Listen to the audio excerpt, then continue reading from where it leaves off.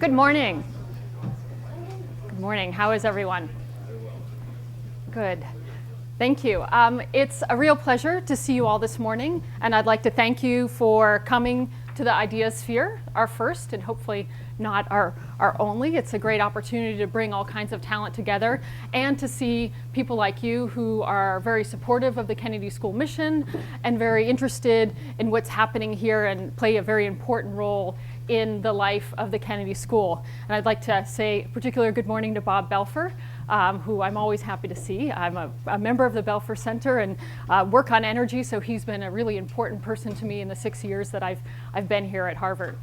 I'm Meghan O'Sullivan. I'm a professor of practice and the director of the Geopolitics of Energy project, which is a project that looks at the intersection of energy and international affairs and politics. And with me is Holly Morrow. I'm going to say more about Holly in a moment.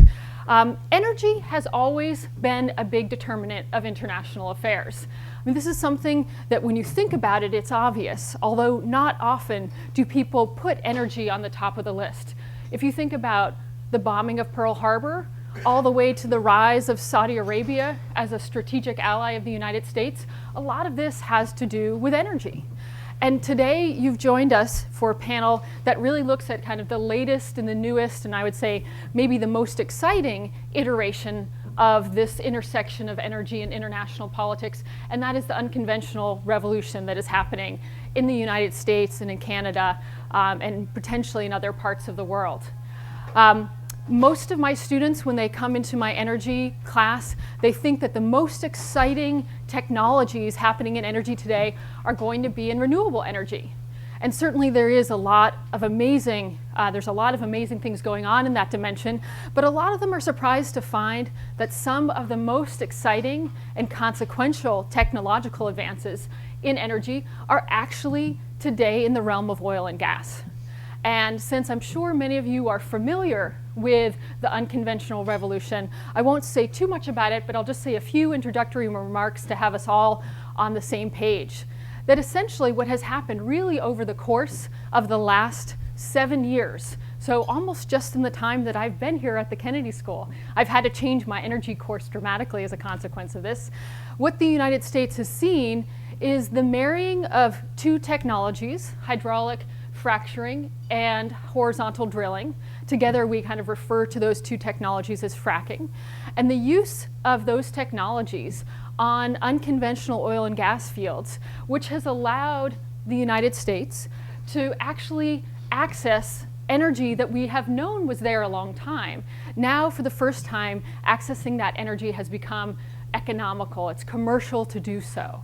And as a result of this, we've seen a dramatic shift in the American energy profile. That a few years ago, if you had asked someone like Bob Belfer, what's our future in natural gas? He would have predicted, like everyone, that the United States, or maybe Bob, maybe you actually had the corner on the market there, but most people would have predicted that the United States was going to be importing huge amounts of natural gas for as far as the eye can see. But now we're actually looking at a situation where the debate is about the export of American natural gas. And the story on the oil side is even a bit newer, but also similarly dramatic. So just in the last 3 years, because of this technology, primarily, the US has added about 2.5 million barrels of oil a day to its production on the basis of already having about 5. So just the incremental, the additional amount that the US is producing in the last 3 years, in large part because of this technology, equals what Kuwait produces every day, or what the UAE produces every day, two very important OPEC members. So really, we're seeing huge changes, and what I really want to focus the conversation on today is, well, okay, if we're seeing big changes in the energy world, and we know that energy is a driver of international politics, what kind of changes should we expect in the political world? And as I said, that's really what the focus of what we work on at the Geopolitics of Energy project here at Harvard is about. And I'm very fortunate to have a lot of very smart people working with me on these issues. And one of them is Holly Morrow. As I mentioned, Holly has come to us recently as a fellow in the program. She's working on a fascinating project looking at Asian energy and looking at gas markets in particular in Asia and how all of these new forces are changing things there in a dramatic and consequential way. She came to us about 7 months ago from ExxonMobil, where she was the senior advisor for Asia. So she was in charge of working with her Exxon colleagues on the political and economic strategies towards Asian countries and markets. And before that, she was in the US government. We actually met when we were working together in the White House. She was working on Asia. I was working on Iraq and Afghanistan. She also worked for the Vice President and for the State Department. She is a Harvard graduate, but not of the Kennedy School. But we'll still give her high marks for being a member of our community even before she came here. She's really doing some of the best work, and she's one of the best minds on this intersection of energy and international politics. So before Holly and I engage in a little back and forth, what I wanted to do, you'll see we have these clickers on the table. And this is my first attempt with this technology. So I hope we're going to get it right. But I first would like to just mention another member of our project in the Geopolitics of Energy project, and that's Francisco Minaldi. Francisco is a visiting professor, comes to us from Venezuela, and he's doing some really remarkable work on resource nationalism in Latin America, national oil companies, and sitting with him is President Calderon, and we've had many excellent conversations and benefited from his knowledge about what's happening in Mexico, because of course a big energy story of this past year is Mexico, and my hope and expectation is we'll get a little bit to that. So when I think about this question, how have the energy changes that I've described to you in very, very brief, how are they changing international politics? I generally like to think, well, there's three kind of, not to sound too academic, but there's three mechanisms. There's three ways in which these energy changes are having a whole lot of ripple effects on politics. And the first is trade flows, and the second is gas markets, and the third is the price of oil. So being a newcomer to the whole idea of crowdsourcing, I thought I would try to get some of your views and opinions on these three things before Holly and I launch into a conversation. So here goes. Okay, you have a clicker there. Hopefully it's obvious what happens, but I have some experts over there to help me. Here's Holly and I want to ask you, when will the United States be able to meet all of its energy needs by relying on its own resources and those of Canada and Mexico? So just press the button, and I believe I will get to see, it's anonymous, so I'll never be able to track exactly what you're saying, but take a guess. It already is able to. That is, the United States is already meeting all of its needs. It will be able to by 2020, or not in my lifetime, which is not a way of me telling you how old I am. I'll let you guess on that one. So make a vote, and do I click to get the, yes, Marianne's telling me I click. Okay, is everybody who wants to weigh in there? Okay, interesting, okay. So 71% of you say that it already can, and a quarter of you say that it will be able to by 2020, and just 4% saying not in my lifetime. Now, first let me distinguish this question from some of the other questions that are asked that are very similar. This is a different question than saying, when will the United States itself be able to meet all its energy needs? When will the United States be self-sufficient? And some people still say that will probably not happen, but you have BP coming out just a couple of months ago saying that America will meet all of its own energy needs by 2035. This is the question really about North America, and when will North America be energy sufficient? And right now, the United States is still meeting its energy needs somewhat on the oil side, particular with imports from its neighbors, also from Venezuela, still getting some imports from the Middle East. These imports are dwindling, but we're not quite there where we're meeting all of our energy needs just by relying on Canada and Mexico and what we have. So we're not quite there yet, and 2020 I think is actually a pretty good guess. I guess I would say it's kind of the consensus view in the community now. My guess is if that number moves, it's going to move closer towards us, and that actually we might be there in 2016, 2017, rather than move out. Because I would say that in almost every projection we look at in relationship to this energy revolution, we have underestimated how dramatic it is. And so there's still many, many uncertainties having to do with geology, technology, policy related to the environment, and I'm sure we'll have some questions about that. All of those things could change this trajectory, but right now I would say I would go with B. All right, second question. What is the connection between global oil and natural gas prices? The first, that they're basically determined in the same way, same market dynamics. The second, B, that they're the result of totally different markets. There's no close connection. And C, regional dynamics determine the price. Or D, none of the above.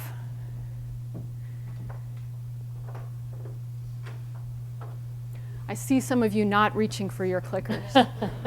There's no consequence to a wrong vote here. Okay, let's see. Okay, interesting. Huh. All right, so you can see what there are. And so I would say this is a little bit of an unfair question, so you'll be glad you're not being graded on this. Because it could either be none of the above or really all of the above. Because there's actually very different dynamics in the oil and gas markets. As you probably all know, the oil market is a global market. The price is a consequence of a number of things that happen on a global level. But gas markets are segmented. Really, there's three essential gas markets, one in North America, one in Europe, and one in Asia. And they price their gas. Each market prices their gas in a slightly different way. In the United States, we do it kind of gas on gas pricing, supply and demand. In Europe, there's kind of a hybrid. Some of it's spot market price, some of it's long-term contracts indexed to the price of oil. And in Asia, that primarily rely on long-term contracts that are based, where the price of gas is based on the price of oil. So really, that's why, when Holly and I were figuring these things out, each one of them kind of gets at one of the markets. So that's why I would go with none of the above, because really, it's some of all of the above in the sense, C, regional dynamics determine gas markets, but not oil markets. Oil markets are determined globally. And so really the key point here for us is, well, to what extent is the unconventional revolution affecting this relationship between oil and gas markets? Yes? Why the difference then between, say, Brent and West Texas crude? Those are priced differently and trade sort of differently. Right. So those are two different baskets of oil prices.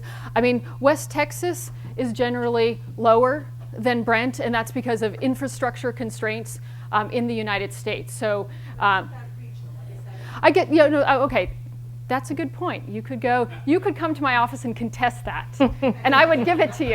And I'm very much a stickler on those things.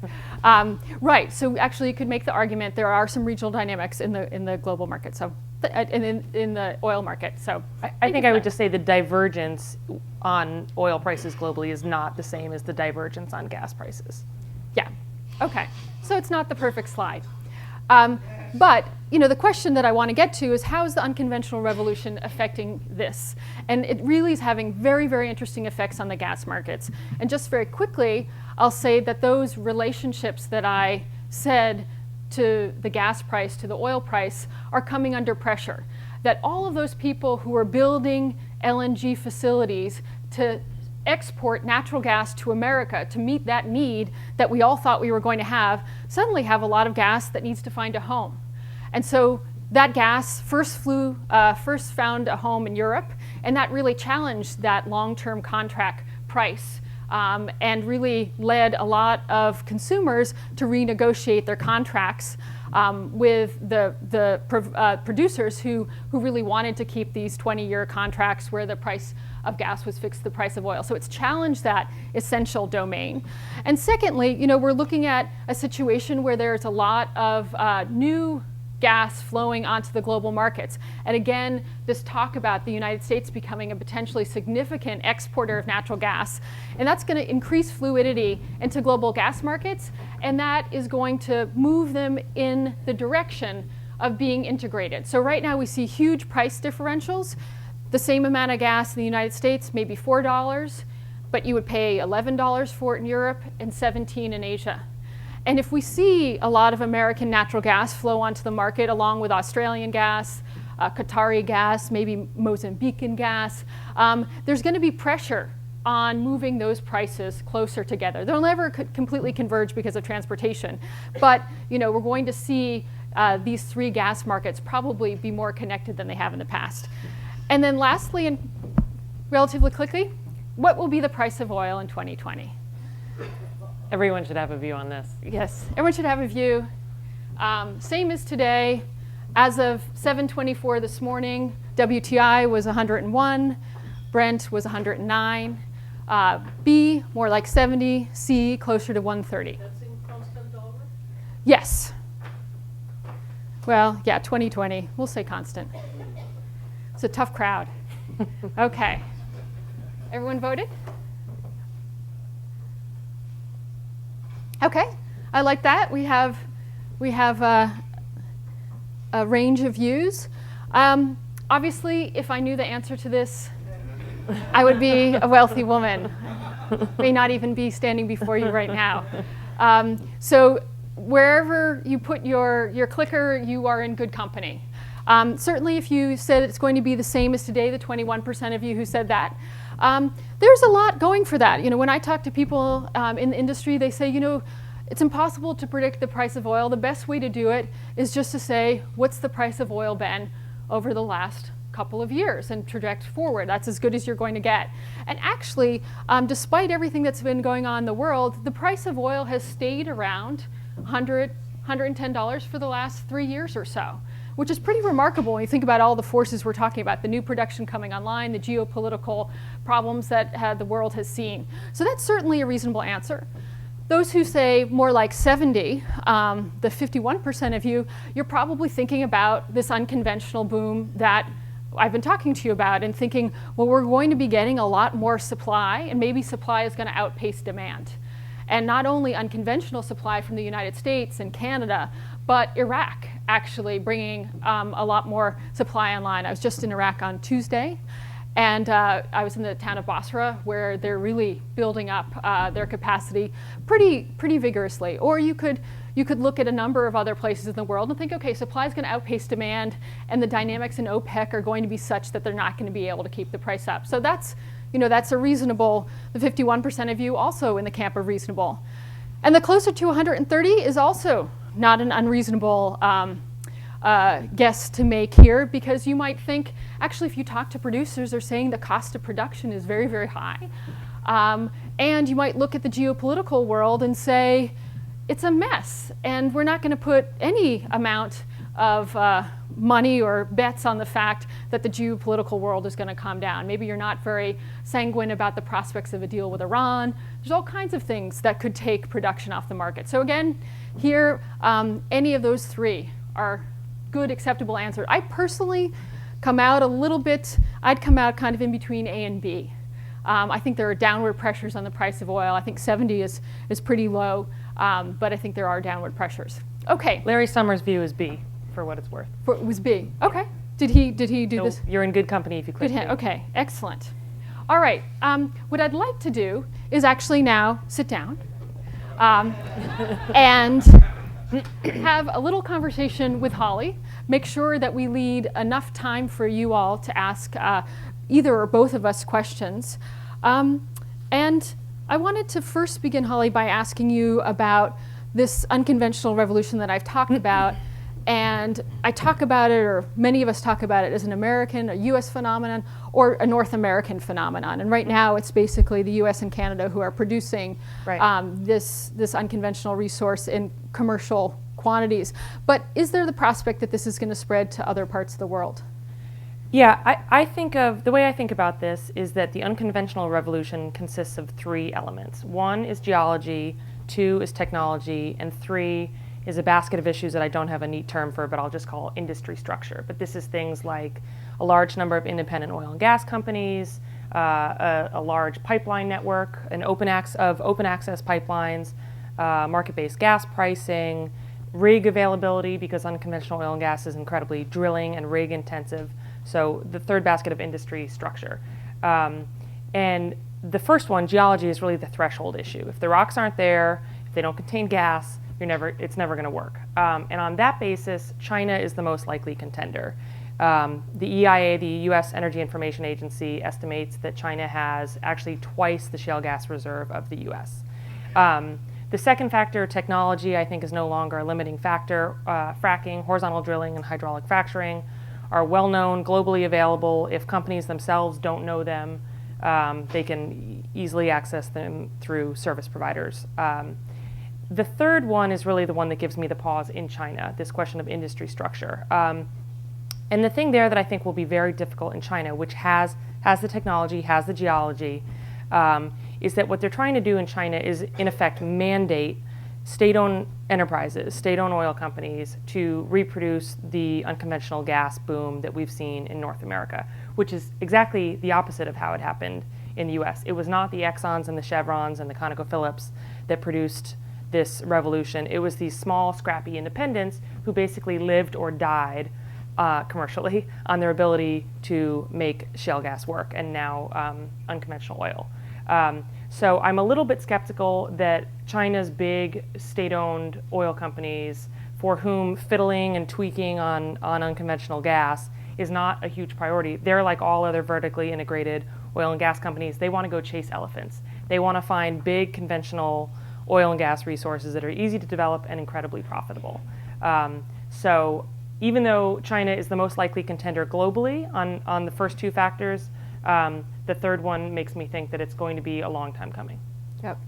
And just I would add to that, outside of China, Russia is another country that has a lot of unconventional resources. Russia's not so interested in unconventional gas because it has so much conventional gas, but it is very interested in its shale oil. It's believed to have some of the largest deposits of shale oil in the world, and the Russians have recognized that this is going to be a little bit more technically challenging to develop, and they've invited in, that's where you see big arrangements with Exxon and with BP kind of up in the Arctic areas, and they're really focused on this kind of light, tight oil, the shale oil, and extracting that. So Russia, if Russia is able to capitalize on that, Russia could end up being, a winner in this overall unconventional revolution, at least on the oil side, if not the gas side.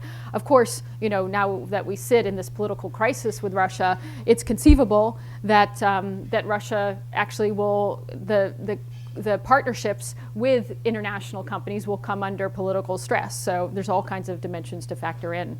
And other countries, Argentina, Mexico, also have a lot of shale, but there, I think, we're looking at managing above ground risks, this industry structure and other incentives that are above ground, property rights, water, these types of things that still leave it unknown as to whether we're going to have other countries really emulate what the US has done.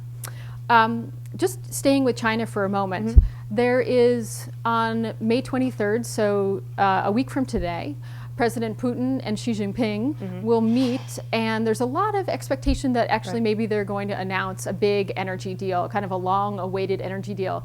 What do you think the prospects for that are, and do you connect that to what's going on in this unconventional realm at all? I think it is related. I will make, I think, what is a risk-free prediction that there will be something announced on a gas deal, a natural gas deal between Russia and China. Whether it has all of the details worked out, like price, most importantly, is a little more dicey. But I think it's quite likely, and I think it does have something to do with the unconventional revolution in North America, far away though it may seem. And that's basically because Russia and China have been working on consummating a more robust energy relationship for a long time. And this has been actually a source of great frustration for the Chinese, because the way they look at it, there's huge complementarity between these two countries. Russia has a huge resource endowment, particularly in the Russian Far East, which sits right across the border from huge energy demand in China. So the Chinese have been trying to connect these dots for a long time.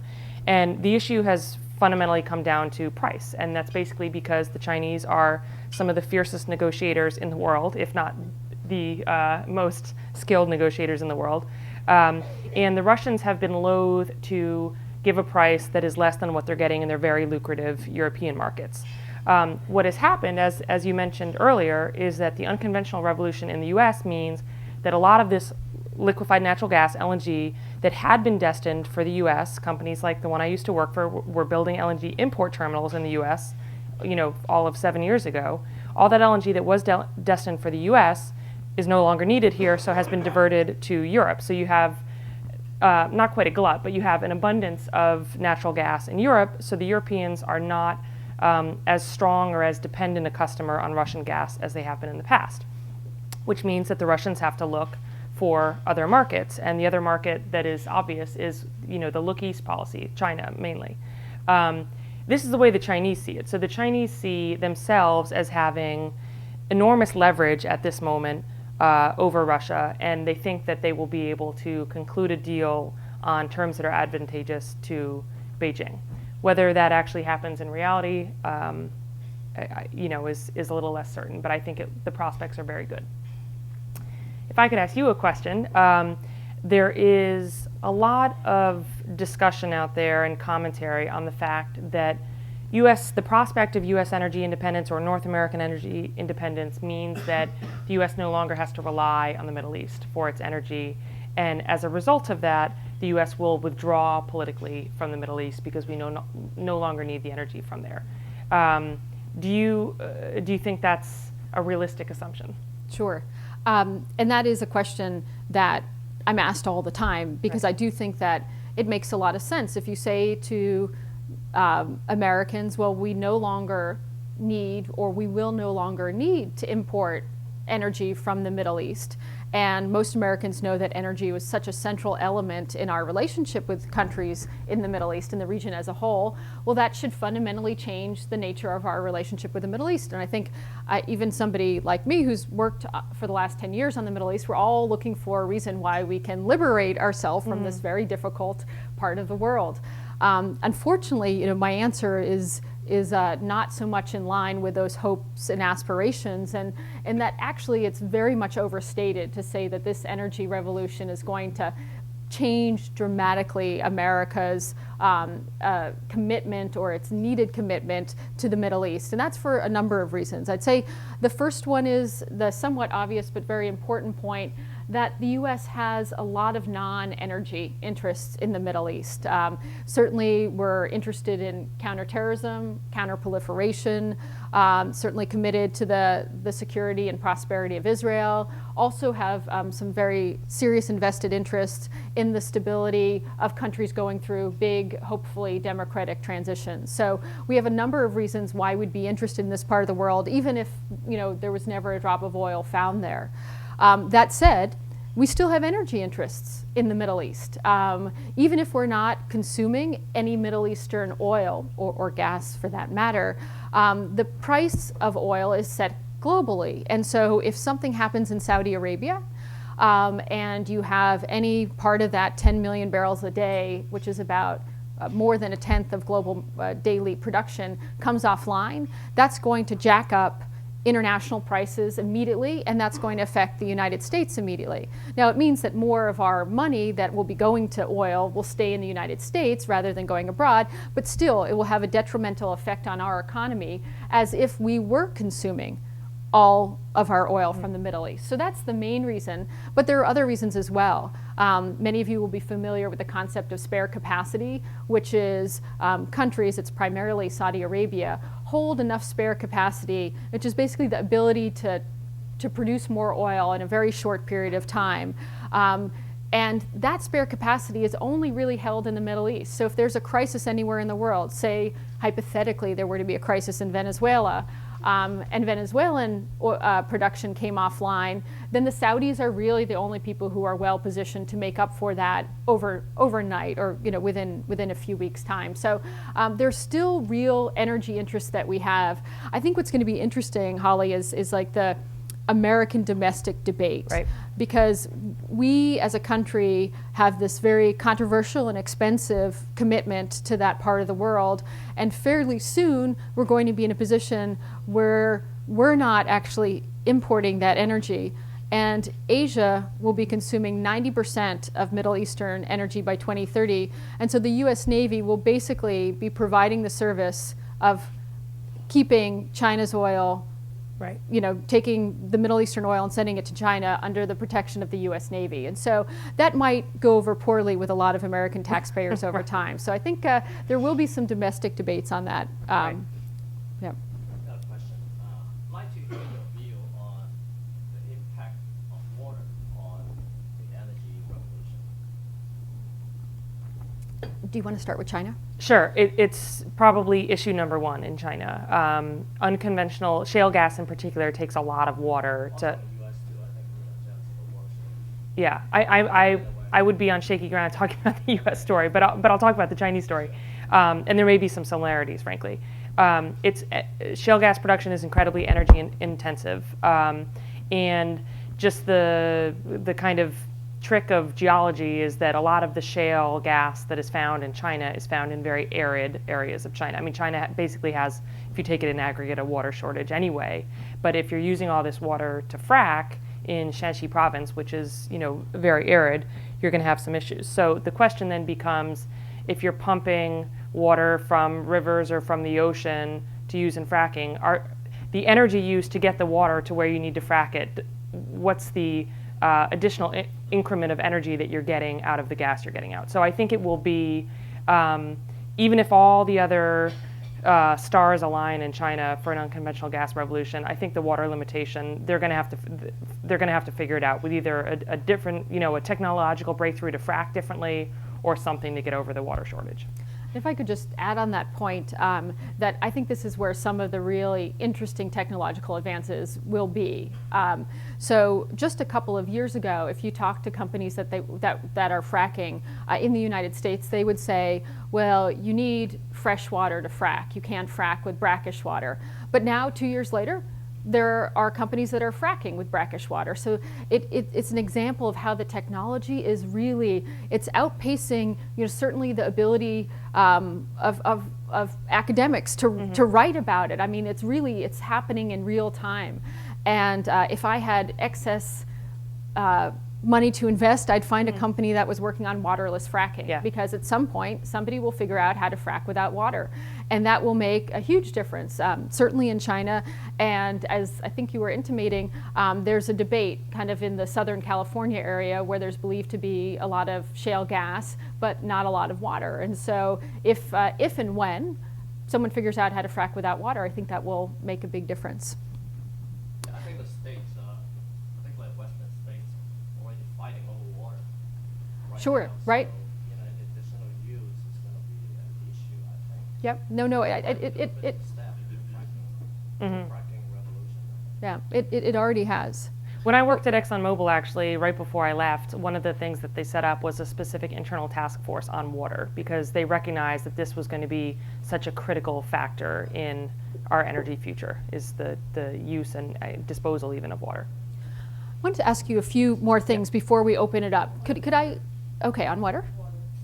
If 75% of Earth is water, and the problem is that it's salty water, how is it that technology has not been able to sort out the desalinization of water in a cost-effective manner? I think it's not just that it's not just a desalinization problem. As I mentioned, it's also a transportation problem, because even when we knew for horizontal drilling and hydraulic fracturing, those technologies were known for many, many years, decades even, before they came together in an economic way to make shale gas economic. So you could go out and frack wells all over the world and produce shale gas. The real trick, and this is a local issue everywhere it exists, is how to make it commercial and economic. So having to build pipelines to bring water from the Pacific Ocean or from a lake or from wherever, it impacts the economics. I think that's, other than the question of the ability to use brackish water, that's the other issue, is it just impacts the economics. So let's stick with our agenda for a little while longer, Right. and then we'll open it up, make sure we'll have at least 20 minutes longer. if I could ask you another question about a hotspot that's in the news every day these days, and that's Ukraine and Russia. And energy plays obviously a huge role in what's going on. But if you could just say a couple words about maybe what role does energy play in the Ukraine crisis Sure. and its resolution. There's so many different elements of this. You know, what role has energy played in the sense of giving leverage of the Russians over the Ukrainians, but also the Ukrainians have had leverage being a transit state. And you actually see that Russia has gone to the pains of building alternative pipelines to be able to reach their German market without having to go through Ukraine. This all predates the current crisis. But I think one of the most interesting things that we've seen in just the last few weeks, and as somebody who focuses on this intersection between energy and politics, it's really been exciting for me to see how people are suddenly thinking, okay, well, can we use this newfound energy prowess that we have in the United States to alleviate Europe's vulnerabilities to Russia? That seems like a reasonable thing, and you have members of Congress talking about it. You have a lot of people saying that this should be entirely doable. And I would say that the reality is actually quite a bit more complicated. Not that it's not doable. I think we have the ability potentially to kind of give the Europeans a little bit more space and a little bit more leverage in their interactions with the Russians, but it will require manipulating a number of things, including the market potentially, and it will require potential changes in US policy.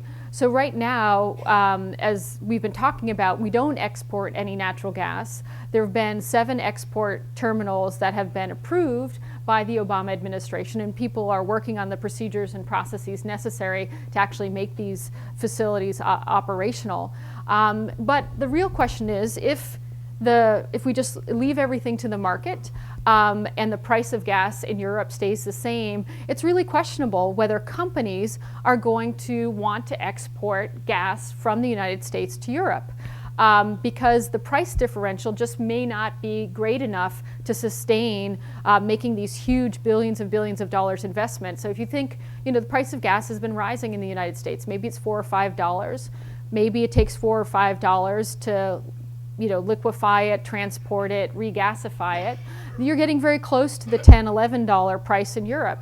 And you're looking at Asia and you're thinking, well, they're paying $17. I'm going to send my gas there. I don't have to worry about that arbitrage opportunity disappearing on me. So I think, policymakers need to think about, well, is there a national security premium that the Europeans are willing to pay so they get their gas from the United States rather than for Russia? And I'd say, I don't know if you asked, I bet you'd get, I would love to have one of these technologies with the Europeans right now. Are you willing to pay a premium? Because I think in general that we're never going to be cheaper than Russian piped gas. That's just a fact. And Russia actually has a lot of leeway to lower its price if it wants. And so if it finds that it's going to be in a market competing with the United States, it can just lower its price and kind of knock other competitors out of the market. So there's a real question of, are governments going to get involved in the market in order to kind of help sustain this gas trade between Europe and the United States? And I'm not quite convinced that they are at this juncture. There are a few things that could happen on this unconventional realm that could make things better for Europe. Certainly Europe has considerable shale quantities, and maybe they'll decide to lift some of the restrictions on fracking, and maybe Europe will start to produce more of its own domestic shale gas. I know we have someone here who's very interested in that in Europe. Or perhaps you'll actually have you'll have U.S., the combination of more domestic production, U.S. exports, and then there's obviously a lot of pressure on the Russian business model with Europe because of all the dynamics we're talking about. So there could be a number of things. Maybe, as you say, China develops its shale and Russia actually says, oh no, actually I've got to really double down on the European market because I don't have an Eastern market. And so it becomes more flexible there. But I think, a lot of these dynamics haven't yet been fully, we we haven't yet fully figured them out. One of the things I always say to people is, remember, the US government doesn't sell gas, and European governments don't buy gas. These are companies, and it has to be commercial. There's very few companies out there who are going to do gas trades on an altruistic basis. Right. So, I think that's actually an underappreciated point, and there's a lot of loose talk about how the U.S. should sell its gas to Right. Ukraine. Well, the U.S. doesn't have gas to sell. Private companies have gas exactly, to sell. and they'll sell it if they can Right. make a profit. Right. So sort of jumping from the Ukraine back to Asia. So just in the last week or so, we've seen the Chinese move a deep water oil rig into, I guess, Vietnamese waters, or Depends who you talk to. yeah, exactly. Depends on who you talk to. Causing a lot of consternation in Asia. Right. And some people say, well, this is a reaction to the weak European and US reaction on Ukraine. That Yeah. basically China was looking and saying, oh, Russia encroached upon Crimea. This is our opportunity to move on some of the territorial disputes in Asia. And there's not going to be a reaction to it.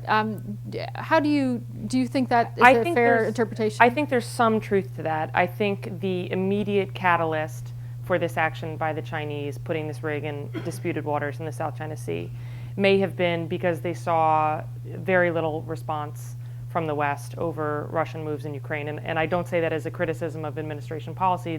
I think that's just the reality. But the Chinese have been trying to assert control and dominance over the South China Sea, 90% of which they consider their own, for a long time. And in fact, CNOOC, which is the Chinese state-owned company that actually deployed the rig in these disputed waters, has been, if you look back over years, there are kind of a trail of breadcrumbs leading up to this point. So I think it was 2011, CNOOC issued publicly a tender map, a block map of blocks in the South China Sea that overlapped Vietnamese territory and contains the area where the rig is currently deployed. The Chinese went to great lengths and great expense to build their own indigenous deep water rig. And that was my speculation is basically that was because the Chinese government and Chinese companies didn't want to be dependent on Western contractors to drill in these very controversial disputed waters.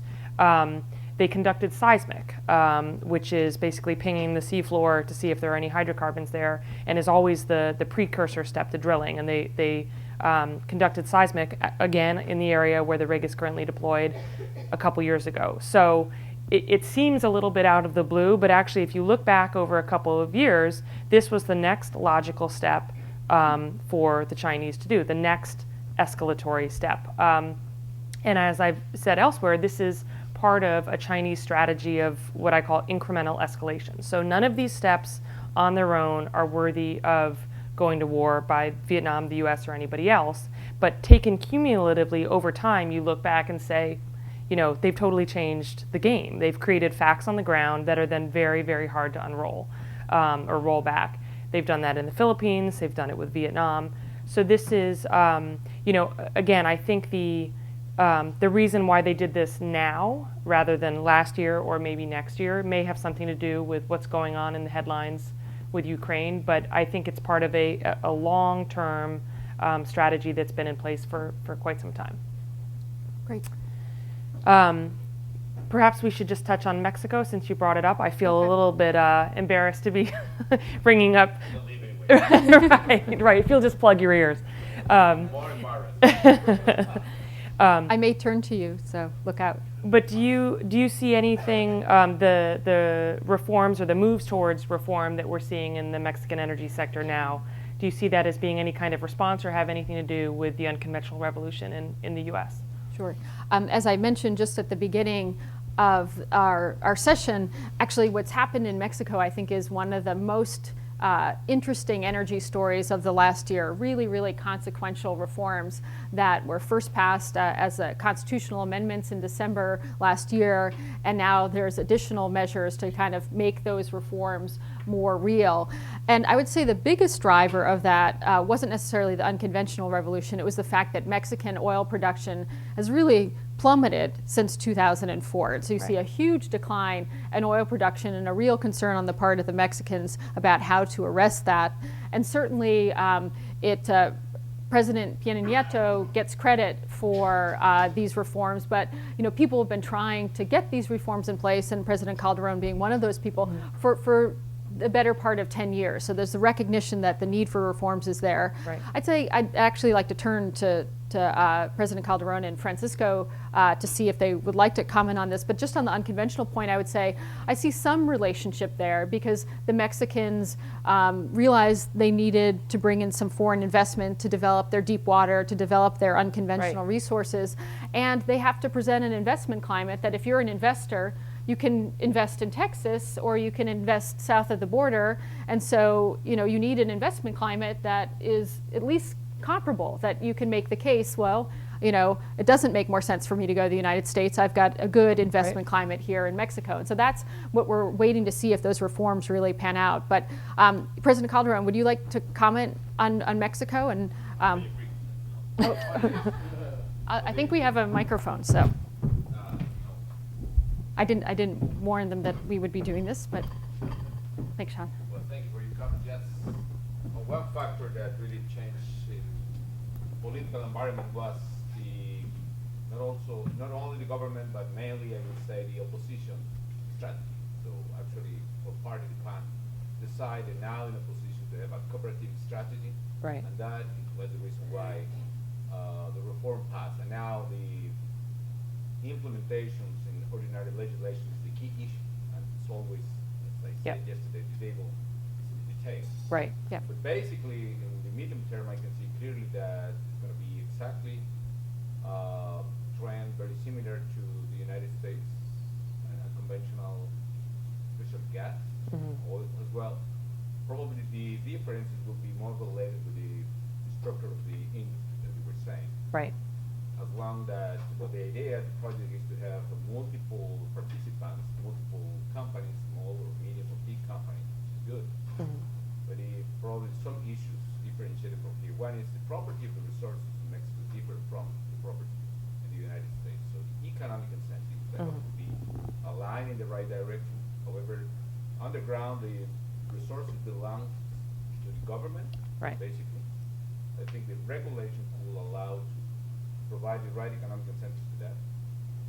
Second factor is the property of the land. There are private property, but also in those lands related with shale gas and shale oil potential, there are a lot of collective property. The Mexican version of the collective property in Russia, basically, which is a stupid form to organize that. And that's going to be an issue. The third one for me, clearly, which is the problem of the country's rule of law. So on one side, some concerns about potential corruptions if Mexico relaunched the old political style of the last century, doing things related to corruption. Right. And the other is organized crime. So there are some regions in which they operate. So basically, the revolution is going to happen there. Mexico has the 6th largest reserve of shale gas in the world after Canada and the US. It's going to happen, but those factors will be the variables that will affect the outcome of that. Great. Thank you very much. Water resources, of course. Yeah. Before we move to the crowd, Francisco, would you like to say anything about Latin America more generally, how other countries are looking at what's going on in Mexico and what that means for them? Just. Sure. I mean, in Latin America first, I mean, in the case of I'm not sure. Is it on? Okay. I don't know if there's someone who There you could. go. No, it's on. Okay. Okay, so I mean, first to comment on the case of Mexico, as you pointed out, Mexico was blessed with the most productive field in the Western Hemisphere. The Cantarell field used to produce 2.2 million barrels of oil a day. Like an OPEC country, but in one field, in one field. So now this field is producing less than 400,000 barrels a day, and so that forced sort of the Mexican polity to coalesce into changing. And most of the potential resources of Mexico are either deep offshore or shale. So those two require certainly technology and the efficiency of IOCs, and I think that sort of make this very difficult because as President Calderon has always told us, in Mexico, the nationalization of oil is almost one of the most important historical dates in the country. So it was a tough decision, but I think it's a very consequential and an important issue. For the rest of Latin America, this is very, very significant, I think also. I mean, the other countries had much more open oil sectors. So they all allowed, even Venezuela with a very nationalistic rhetoric has, partnership with IOCs. But now you have a competitor, next to the U.S. The shale of Mexico, part of it is connected totally to the Eagle Ford basin. So and of course the Gulf of Mexico and next door operating the IOCs on the other side. So that's going to be a challenge, I think, for Brazil and Venezuela, the other big players in the region, that will have to lead them to move. Probably to less stringent a lot depends on the details about the Mexican. And the last thing that I wanted to comment on is the fact that Canada, not the shale revolution, but Canadian tar sands are going to have a huge impact on the producers in Latin America, because even if Keystone Pipeline is not approved, more so if it's approved. The Canadian oil is substituting the heavy oil from Venezuela and Mexico in the U.S. market, and that will lead Venezuela and Mexico to have to radically change strategy, compete against each other significantly, and probably export more to China and India, as they are doing exactly right now. Thank you, Francisco. We have 20 minutes left, and I'd like to kind of just open it up to see if people have comments or questions. Feel free to make comments as well as questions. Sean, since you're a friendly face, I'll start with you. And we have... Meghan, it's actually a question to you. In yesterday's session, Graham Allison was talking about kind of waded into the geopolitics of energy, and you began to make a point where you were disagreeing with him. It had to do with the extent to which the United States cooperates with China in this, reigning power, rising power, and particularly as it related to energy. And I'd like to see, you didn't amplify the point because of the time, but I was wondering if you had a chance to do that now. Sure. And then I'd actually like to get Holly's views on it as well. And so, the question and how it was framed up in our previous session was, I had made the point about how actually the shale revolution provides an opportunity for the U.S. and China to cooperate, and that the U.S. has an opportunity to help China in a variety of ways develop its vast resources. And Graham Allison asked a question which I think many people are asking, and is a good question: is it really in the U.S. interest to help China develop these resources? And certainly I could argue either side of the case. You could say, if China is going to be our biggest competitor in the decades ahead, and Chinese power is really rooted in Chinese growth, and Chinese growth demands energy resources, why do we want to help them get such a leg up? And so I don't know if Holly wants to argue that case. I argue the other side of the case, which is that there are a number of reasons why I think it's in the U.S. interest that China does develop this shale, and I'll just kind of mention them very quickly. The first has to do with the environment and climate. That if we're looking at even coming remotely close to reining in carbon emissions, China is really the country that has to shift trajectories in a very fundamental and dramatic way. And that gas, I think, holds out maybe the best prospect of China starting to move in that direction. It's not actually a solution, but if gas can help China move away from its growing and increasing dependence on coal, that'll be good for the planet, the US and China. Secondly, Holly was describing all this competition in the South China Seas, and a lot of it, not all of it, but a lot of it has to do with energy. And we think about all the great big sucking sound of China in terms of sucking up all the gas that it possibly can. And this will increase the I would say the fragility of the sea lanes. It will increase the importance of the sea lanes. It will increase the friction in the region and the role that the U.S. plays in protecting those sea lanes. And if China is producing more of its own energy, then perhaps some of that will be diminished. And then there's the Russia-China point. I think experts disagree on whether, if Russia and China have a really robust energy relationship, if that energy relationship actually will lead to be a real strategic alliance between Russia and China. I think the possibility of that is there, and I think a real strategic relationship between Russia and China is definitively not in the U.S. interest. So I'd like to see China less reliant on Russian gas than it has to be. So those are the three reasons why I think it's in our interest. Although there are plenty of smart people, Graham Allison and my boss being among them, who may argue otherwise.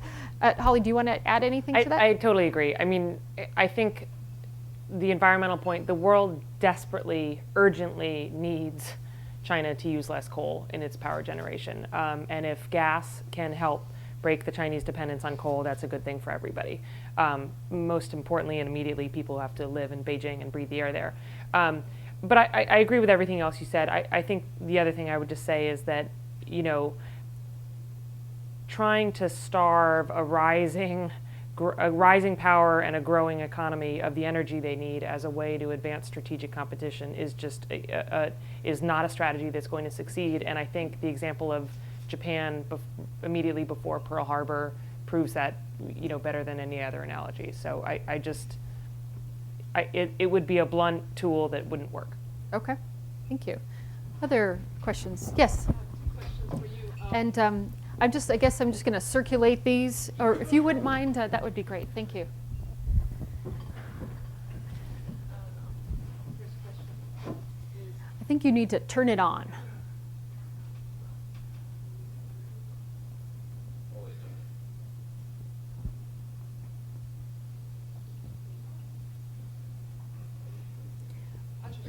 Yeah, try this one. how you I'm from Germany, and after Fukushima, Germany decided to switch off all nuclear power plants by 2020, and we are relying heavily on renewable energy. That's wind, that's water, and solar. So we are talking about an energy revolution. I would be very interested on your view on that revolution, if you think it's going to be successful. And the second question is, fracking is a very controversial issue in Europe, especially because of the environmental impact on the water quality. What's your view on that? What's the experience you have? Do you have any data on it? What's your view on the environmental impact? I'll touch on Europe. So when I look at China, I agree with Holly that I think the shale revolution will ultimately be successful and penetrate there. It's a question of time. When I look at Europe, I think it's going to be very patchy. And I think a lot of that has to do with the above ground factors that were so critical in actually making what happened here in the United States happen. And one of them we haven't touched that much on, although President Calderon mentioned, is property rights. Mm-hmm. And that, as you probably are aware, in the US, I have a tiny little yard in Cambridge. And I own everything under that yard, under that grass. If somebody wants to come in and plop a rig in my little postage stamp and they find oil, that's my oil. But that's not true in most parts of the world, and that's not true in Europe, as you know. And so if basically the state owns everything under my layer of grass, I have no incentive to let anyone come in and kind of drill in my backyard. And so I think there's property rights issues, and then there's also just the population density issue for Europe. One of the biggest shale basins in Europe is right under Paris. And so if any of you have ever seen a picture of what these fields look like in Texas, it is not a sight for sore eyes, right? It's just, rig after rig after rig, because really this differs from conventional resources in the sense that you have to just keep drilling. You have to keep drilling constantly. in order to keep up your production in these unconventional.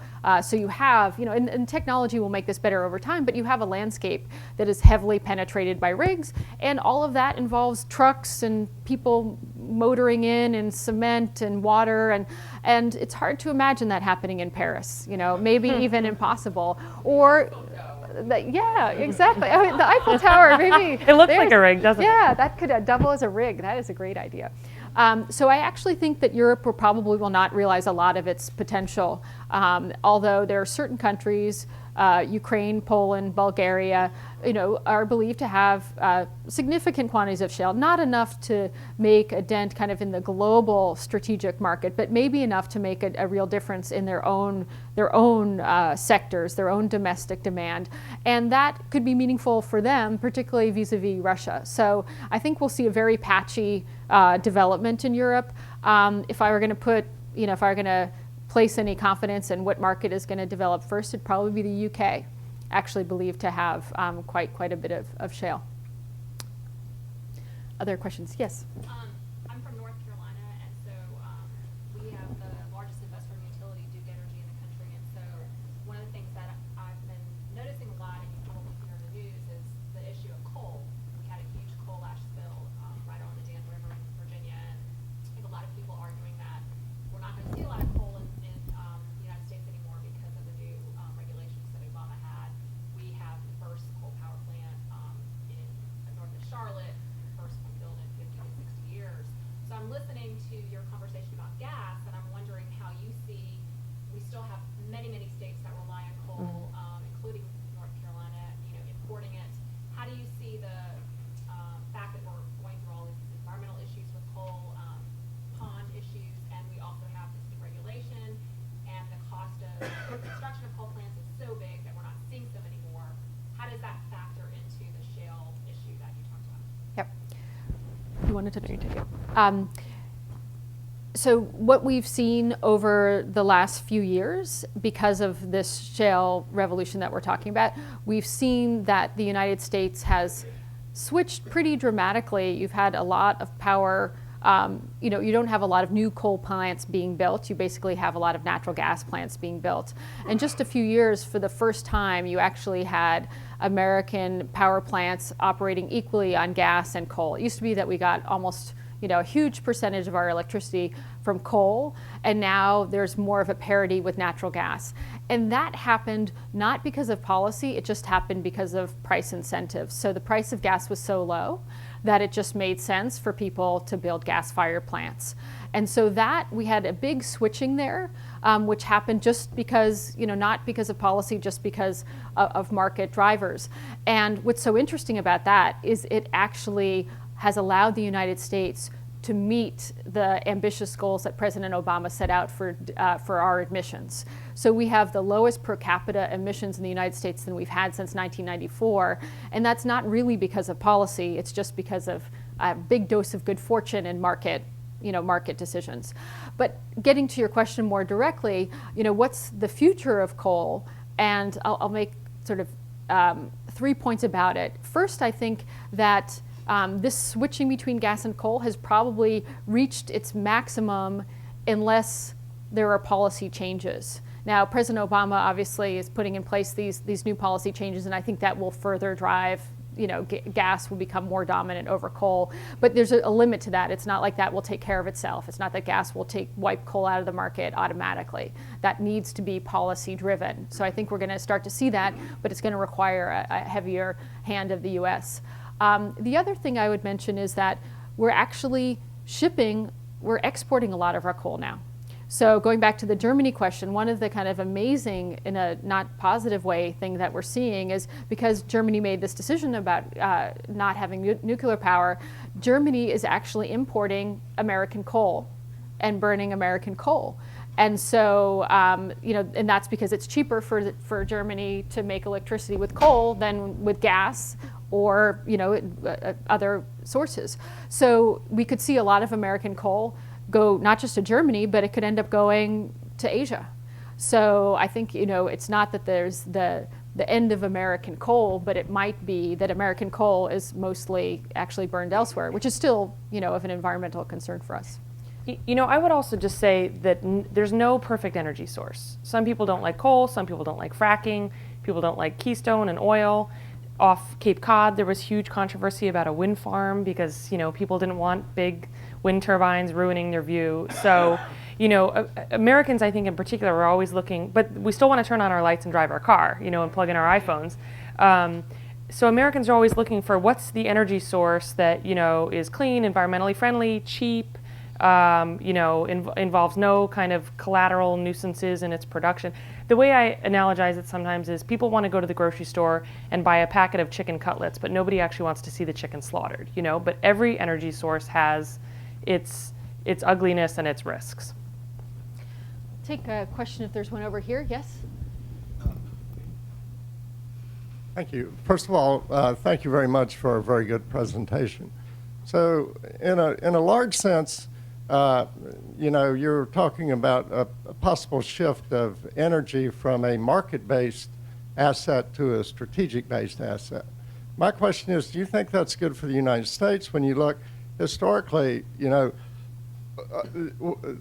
position that we enjoy now due to innovation and the rest of it is really due to a large amount due to the independence and the market-based aspect of the asset. And if you shift that over to where politics or government plays a much heavier role in it, it's not a big stretch to see that inefficiencies crop up in the production in the market, like possibly that that were evident in Mexico, for instance. So my question is, do you think that would be good for the United States, and what form do you think that would take? Sure. It's a great question, and one that gives me the opportunity to clarify if what I said earlier wasn't completely clear. I'm going to answer your question and lean this way because that's where my mic is. So what I was saying about Europe and the potential trade and export of gas from the US to Europe, I was saying that market mechanisms might not be enough for that, and so there may be a role for government if people want to see that happen, if European governments really want to see American LNG in their markets. Whether it will be good for the United States to really, I use the word pervert the market for strategic interests, I think there should be a real limit to that. I mean, there may be certain instances where it makes sense, but in general, the United States and a lot of our allies have figured over the course of a lot of failed experiments that our energy security is best, met with the smooth functioning of global markets. That generally, when we put different kind of policies in place, be it tariffs or taxes or import or export bans, that kind of doesn't actually serve the interest of overall energy security, that if the market works globally, that's going to be the best outcome for the United States and for our allies. And that's one of the big beefs that everybody has with OPEC, is that OPEC stands in the way of the market working smoothly. We could talk about, we haven't even been able to touch on what might happen to OPEC, but there are many things that we haven't touched on. The one thing I would ask before giving Bob the bell for the last comment or question, the one thing I would ask, or not ask, one thing I would say is that actually right now we have some government constraints on the market in US energy, which I don't think are really serving our interest, but what happens is that special interests coalesce around them. And I'm thinking about right now, many of you may not know that the US has a ban on the export of crude oil. So it's against the law, except from Alaska or to Canada, to export crude oil from the United States. And this goes back to a law in 1975 that came out of the OPEC oil ban, oil embargo. And so, it's a dinosaur from the past. But it's going to be hard to lift that ban, and I don't expect the Obama administration to do it, because you have a lot of vested interests that have kind of coalesced around this. Turns out this is hugely beneficial for refiners who will take a hit. It turns out that it means the price of WTI is actually lower, and that is perceived as a boon to consumers in the Midwest. And so there are things in place that are already impediments to the market working that hopefully our policymakers will have a look at. We've got just a few minutes left, and Bob, I want to give you the last opportunity. I think there's to make a comment. Would you comment on recent trends in oil consumption in the United States the role of conservation, and the role of natural gas as a substitute for a liquid transportation fuel as either CNG, LNG, or possibly methanol? Sure. I'm not surprised that that's your question, and actually, on another occasion, it'd be great to hear from you on this. One of the things that I don't think that we've mentioned yet in this session is that some of these trends that we're talking about are actually enhanced by the fact that the U.S. has declining consumption and expected to have declining consumption of oil over the next coming decades even. And really, this is true not just for the United States, but it's true for the OECD. That if you look at demand for energy going forward, it's really flatlined. And people talk about a demand peak that the US and other OECD countries, because of efficiency measures, because of CAFE standards and other things, are not going to be consuming more energy. And I think that's a good thing for the US and a good thing for the world. On this issue of substituting other energies for transportation, I think it is, my hope is this is the revolution of the future. As you know, and many in this room might know, the connection that we're sort of really constrained by right now is the connection between oil and transportation. That you have, 95% of US transportation is fueled by oil. And something like 73% of our oil goes to transportation. And so unless you break that link, no matter what energy revolutions we have, we're still going to have this huge dependence on oil with all of the economic constraints, even if some of our political constraints have been lifted. So I think there is real potential. We've already made significant progress in CNG, well, certainly globally in terms of transportation, but I think there's real prospects for natural gas and potentially even methanol to go into our transportation fleet, but that will require policy that our politicians, as you well know, just haven't taken it on. They haven't decided that they want to create the incentives to force the infrastructure to be built and all of the things that will be required, that it will become economical for a wide range of people to actually use alternative fuels in their cars.